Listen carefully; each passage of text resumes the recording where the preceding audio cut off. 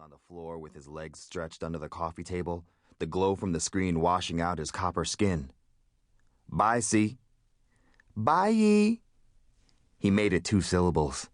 He hadn't looked up. Marco walks up the stairs and stops outside his kid's study, where I'm working. He knocks on the door. I don't know whether to be thankful or annoyed, but the door's open and it's his house. I try to be as friendly as I can. Yo, what's up?" He walks in. I turn halfway and throw him a wave. He comes to the desk and looks down at the stack of legal pads. "Damn, you cranking it out, man." "I'm writing for my life." He laughs. I don't. I wonder if he notices. "Is it a novel?" I can't explain to him that 3 pads are one novel and 7 are another. But what I'm working on is a short story. I can't tell him that each hour I have what I believe to be an epiphany, and I must begin again, thinking about my life. "Want to eat something?" "No thanks, man. I have to finish this part." I turn around on the stool. I'm being rude. He's moved back to the doorway, leaning. His tie's loose. He holds his leather bag in one hand and a fresh beer in the other. He's dark-haired, olive-skinned, and long-nosed. He's 5'10", and in weekend racquetball shape. He stands there framed by a clear, solid maple jamb. Next to him is more millwork, a solid maple bookcase, wonderfully spare, with books and photos and his son's trophies. There's a picture of his boy with C. They were on the same Pee-wee soccer team. They're grinning, holding trophies in front of what I believe to be my leg. Marco clinks his wedding band on the bottle. I stare at him. I've forgotten what we were talking about. I hope he'll pick me up. "Want me to bring you something back?" "No, man, thanks. I'm good." I'm broke, but I can't tell him this because while his family's away on Long Island for the summer, I'm sleeping in his kid's bed.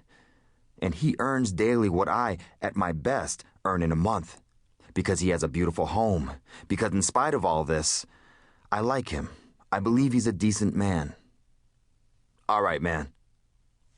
He goes to take a sip, then stops. He's probably learned of my drinking problem through the neighborhood gossip channels, but he's never confirmed any of it with me. "Call me on the cell if you change your mind." He leaves. In the margins, I tally our monthly costs.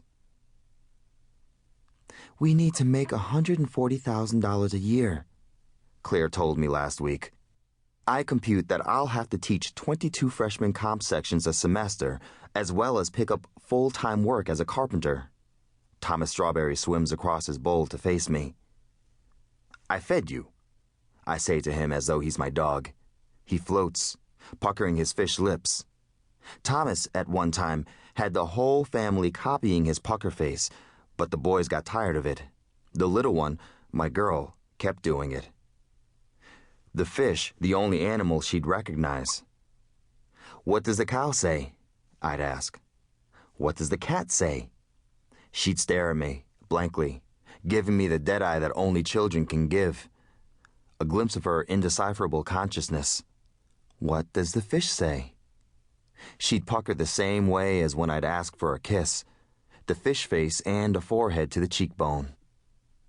I packed my wife and kids into my mother-in-law's enormous Mercedes-Benz at 7:45 p.m. on Friday, June 26th. It was essential for both Claire and her mother to leave Brooklyn by 8 with the kids fed and washed and ready for sleep for the 3.5-hour drive to Massachusetts. Claire, I suppose, had learned the trick of planning long drives around sleeping schedules from her mother. Road trips required careful planning and the exact execution of those plans. I'd have to park in the bus stop on Atlantic Avenue in front of our building, then run the bags, toys, books, and snacks down the stairs, trying to beat the thieves and meter maids. Then I'd signal for Claire to bring the kids down, and we'd strap them into their seats, equipping them with juice and crackers and their special toys. Then, in her mind, she'd make one last sweep of the house, while I'd calculate the cost of purchasing whatever toiletries I knew I'd left behind. After the last bathroom check and the last seatbelt check, we'd be off. We'd sing. We'd tell stories. We'd play I Spy. Then one kid would drop off and we'd shush the other two until Jersey or Connecticut and continue to shush until the